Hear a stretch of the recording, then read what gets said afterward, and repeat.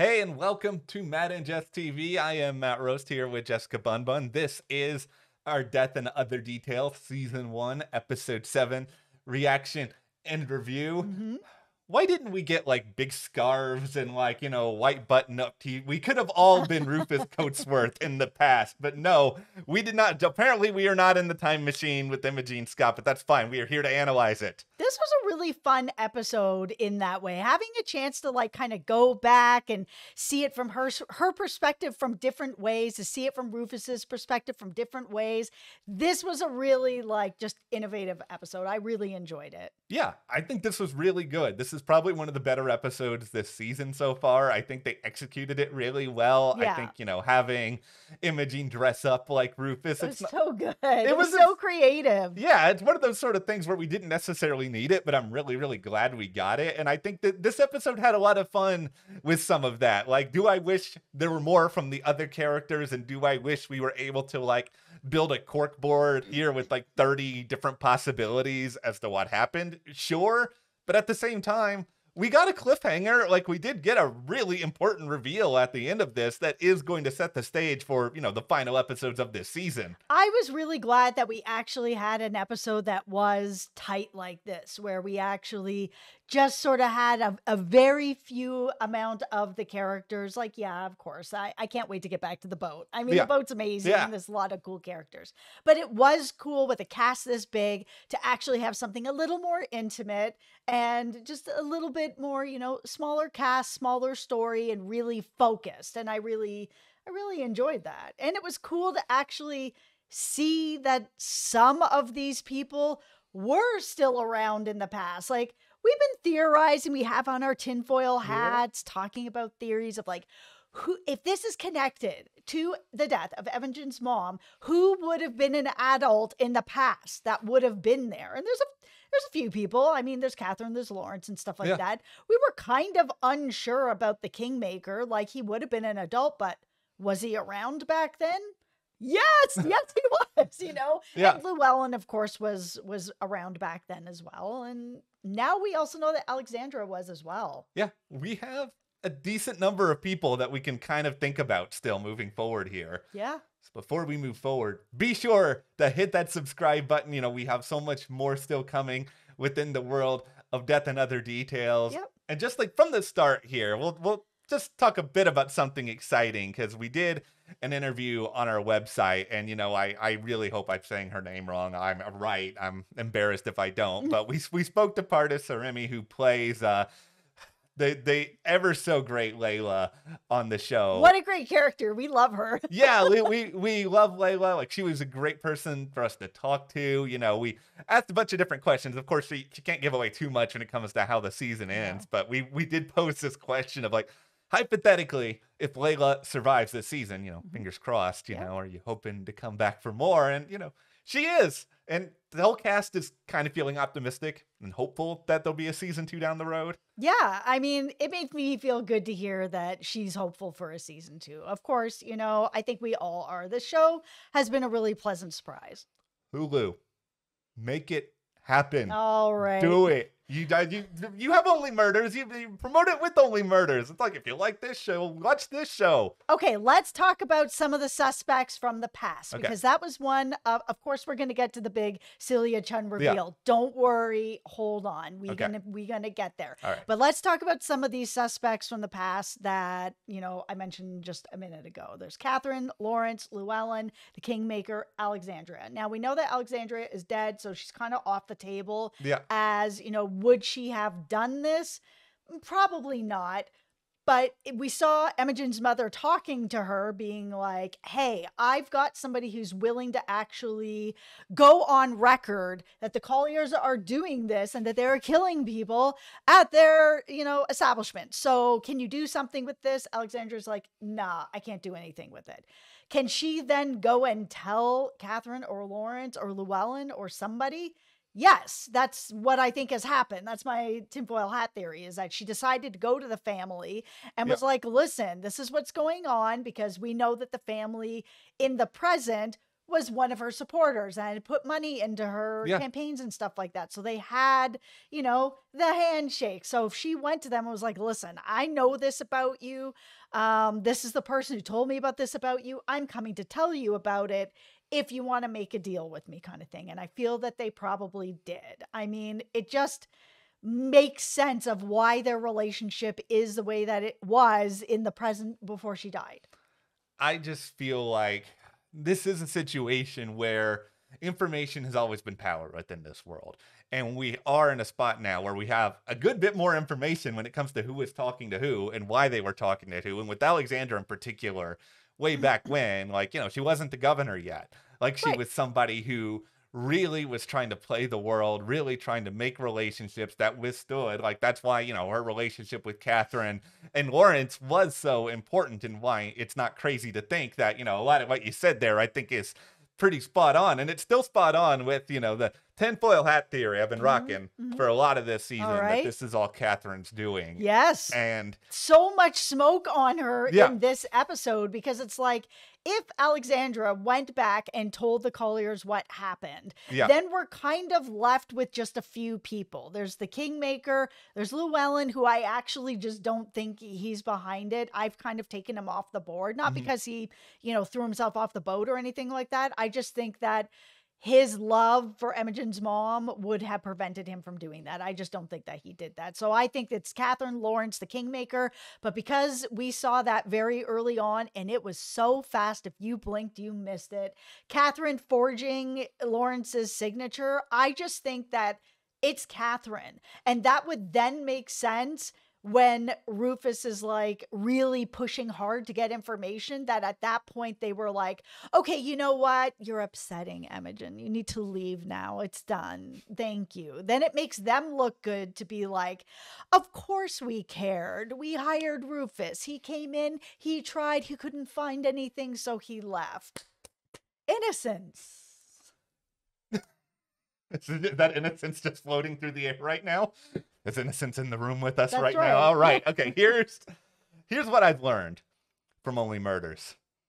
I'm not jumping ship on my theory now. I mean, I'm too You far shouldn't. in. I'm swimming around. Actually, no, I'm not swimming around. I'm on the boat. I'm not jumping off the boat of Catherine doing this, especially with everything you have lined out, with the fact that, okay, if Catherine knew there was a big problem, obviously, or that people were finding out the truth, she's going to do whatever she can to make sure that doesn't get out there. I think the problem that she clearly does not understand is, Celia's role in all of it. Like, that was still the missing piece of it way back when.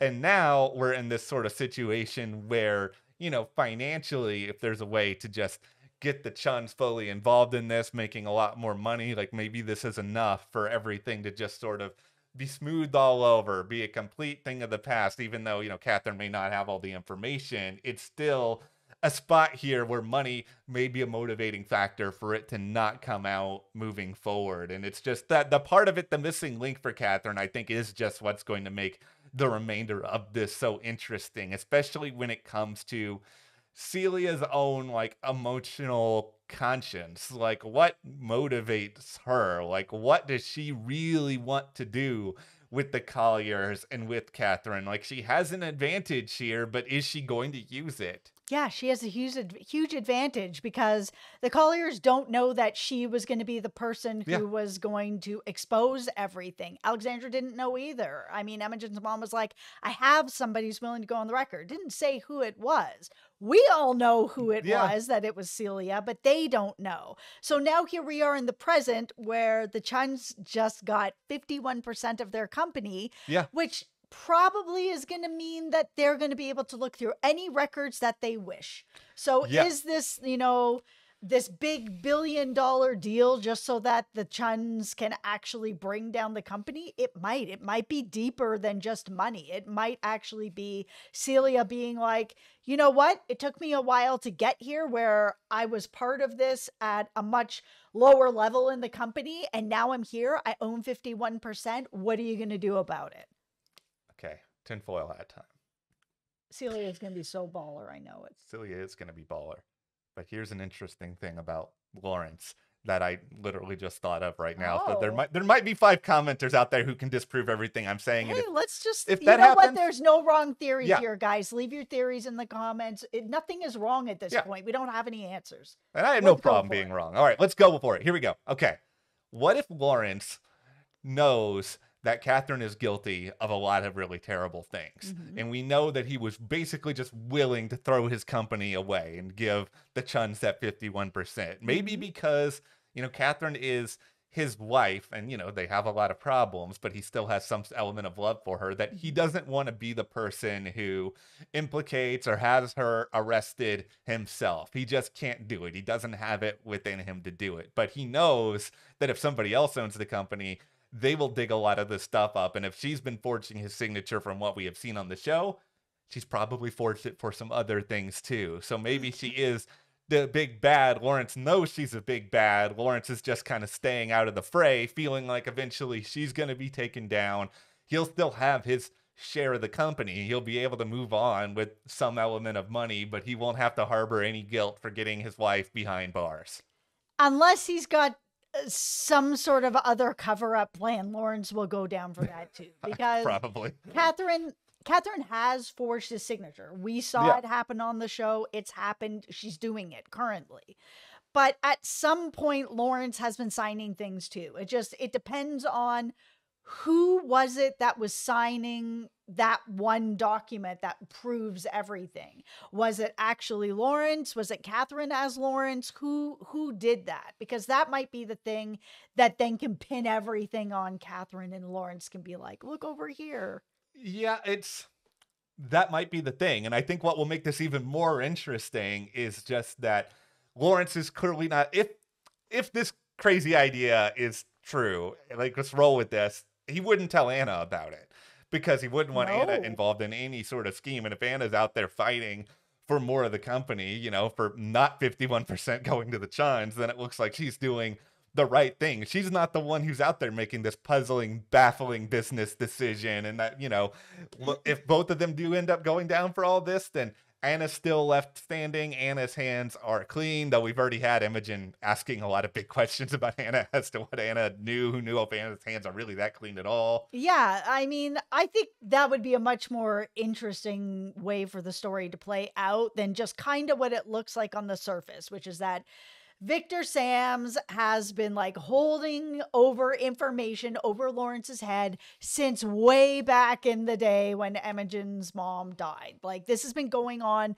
forever. And that at this point, Lawrence is just like, I'm really tired of this. I don't want to own this company anymore. I will let this be somebody else's problem. Victor Sams can go over and deal with the Chuns now. He seems like he's just tired. Yeah, and there may not be any other larger motive for that. I hope there is. Yeah, I mean, think your theory's much more interesting. Well, here's the funny thing. Well, one, thank you. But two, I still think it's more interesting if Catherine is not the killer, as much as I went into this whole thing about how Catherine's likely Victor Sams, just because it feels obvious that Catherine is Victor Sams. So obvious since the beginning. She's the prime suspect. Yeah, and whether it's been our own interview or other interviews that we've sort of have seen out there, like, there's been all this hype about a crazy ending, and of course they're going to say that because they're on the show. Catherine's not a crazy ending, No, though. Catherine is to me, it's much more interesting if Victor Sams is actually Derek. What if that Derek actually has some sort of like de-aging serum? That Derek, he's not really the Kingmaker's son. He's just somehow been able to disguise himself as a TikTok influencer all this time. Listen, maybe he's working with his dad. He's small enough that he could have fit into that bar cart. Maybe his dad had him start doing stuff like that for him. Who knows? Probably not. It's a terrible theory. Don't come for me. Listen, I was about to be like, the Kingmaker as Victor Sams is a much more interesting possibility. That's absolutely a possibility. He's the Kingmaker. And I mean, you don't get called the Kingmaker because you're just like, just handing some money around or like shaking hands, introducing people. You're doing stuff if you're the Kingmaker. Yeah, and that just to me feels like the much more interesting idea where they have a lot more dots they can connect versus something that's really, really straightforward because, there are plenty of other crazy theories out there, mind you. I mean, the idea that, could Celia Chun somehow be all behind this? I mean, I guess because she was around, but at the same time, why would she take out the person who seemingly was willing to help her? Yeah, and it also then doesn't make any sense, like, why is she then gonna take out Alexandra, who was about to expose the Colliers, unless, Celia had another, I don't know, way she wanted to expose them, but it kind of doesn't matter at that point, expose is exposed, right? Just doesn't matter. I just want we need more of a Celia origin story too at this Yeah. point, by the way. I mean, we just had the big one with Imogen and Rufus. It's just we don't really know that much. And this goes back to what I said earlier about Celia, is just that is the idea of a prosperous business future here going to be enough to make her just not think that much about what happened so many years ago? Yeah. Are we just watching like a decades long revenge story? I'm all about that, man. I Yeah. love revenge. If you've been around this channel for a while, then you know how much I love revenge. Yeah, if this is a revenge story, I know one person who's probably going to be pretty happy with the finale, no matter whatever it is they tend to do. Like I the craziest theory I've heard out there over the past little while is that Rufus is somehow also Victor Sams, and that one, it's just, once again, I don't really understand the reasoning for it. Also, Victor Sams itself is just pretty much a lie at this point because the whole motive of Victor Sam supposedly was supposed to be like stopping the rich and like restoring balance of power. Then why are you taking out, Imogen's mother, the person who was actually trying to do some of that? Because Victor Sams, whoever Victor Sams is, tells people what they need to hear to Yeah. get them to do their dirty work. That's why, for me, it's Catherine. But there's smoke around the kingmaker because that is what a kingmaker would do. You tell people what they need to hear to make parts move so you can get to the end result. Okay, let's just talk briefly about the very end of this episode where Imogen, she's heard this full story now from Rufus. She understands the truth. She just like storms right out of there. Crowded room. She goes up to Celia, just like lays it all out on the table. Is this a good idea or is this a bad idea to do this so publicly? No, this was a terrible idea. And I understand Yeah. why she's like, you're really motivated. Something happens Yeah. and you're like, oh my goodness, it's time to just go for it, sort of Yeah. thing. Like this just happened to me the other day in my front yard. I'm battling a gopher. It's not exactly the same thing. I was out there. I'm like, oh my God, look at my lawn. It's got holes everywhere. It's got piles everywhere. As I'm looking around, the dirt is like, boop, boop, boop. I'm like, oh my God, he's right there. And I yelled it. And then, of course, he was gone. So there was nothing I could do about it, right? You don't just run in there and be like, yo, this is what's happening in front of everybody. She really needed to just not do it that way. Maybe like one or two people in a room together with Celia to kind of be like, hey, what's going on? Like, I don't know what reaction she thinks she's going to get. Celia's just going to stand up and be like, you're right. You got me. Like in front of everybody. She's not going to get what she wants. You need to put her in a situation where she has nowhere to run and nothing else that she can do. Like somebody can come in and change the subject. Somebody can pull Imogen away. Like there's a million different things that can happen as a result of all of this. I think if nothing else, like if there is some revenge tour element to the story as you would very much like, I think whatever Celia is doing right now is probably her revenge story where maybe she is taking on this company. She's going to make a lot of profit out of it. And then she's just going to find a way to slowly either destroy it or like change the entire messaging of Collier Mills. Or maybe she's going to change it to like the Collier Mills Sucks Corporation or something. I don't know. She's going to do something to embarrass them with it. I think she already has a plan of her own. She doesn't necessarily need Imogen to come in here with a wrecking ball and just sort of destroy whatever she has constructed. Yeah, I feel like at this point, Celia's just going to be like, I don't know what you're talking about. Meet me in my room later and we'll talk it over. That kind of thing. Like, Imogen's a really interesting character because she is really full of fire when she, especially with something like this. This is about her mom's death. She wants answers and she wants them right now. But because she's so fiery, she's scaring the groundhog away, where she's going up and being like, hey, I'm here. What's going on? I know. And then, it's like, oh, where did the groundhog go? Oh, it's gone. Right. And I just feel like with Celia's experience and everyone being around her, she's going to finesse her way out of this conversation in a way that maybe she'll talk to Imogen in private later, but she's definitely not having that conversation there. This was just a missed opportunity for Imogen. Here's the one problem I have with this episode and really a lot of the season so far. And this is a weird thing to say because Mandy Patinkin is a big selling point of Death and Other Details.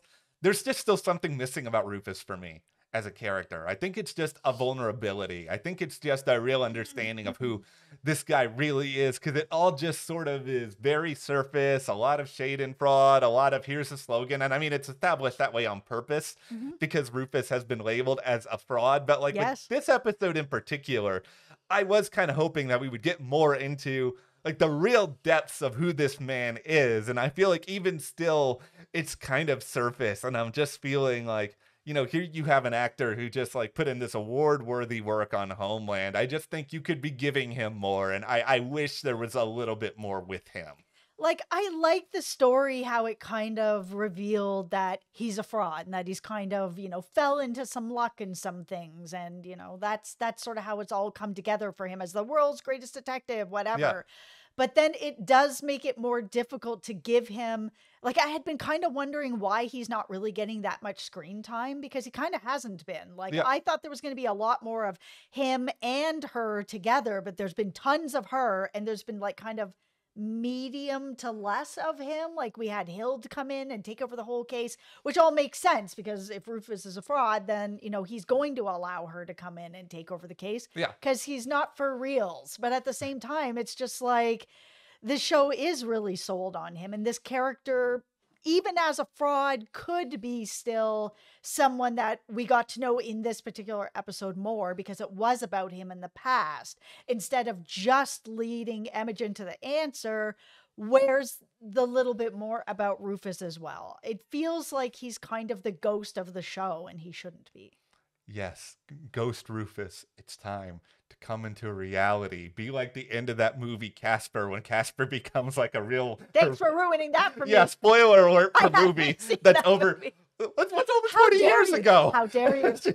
Well, how dare you? I apologize. You need to be on my watching schedule. Apologies to everyone for ruining something that... No, just me. Okay, apologies to Jess for... Yeah, I was a child watching this movie. I do not have hair anymore. It has been that long. Okay, that's what we got here on Death and Other Details, Season 1, Episode 7. Thank you guys so much for watching and hanging out with us. Hit that subscribe button. Also, click that box right there to watch our most recent Death and Other Details reaction. Also, thank you to our patrons so much for your support. You can join our Patreon and get exclusive content by checking that link in the description. We'll see you guys here next time.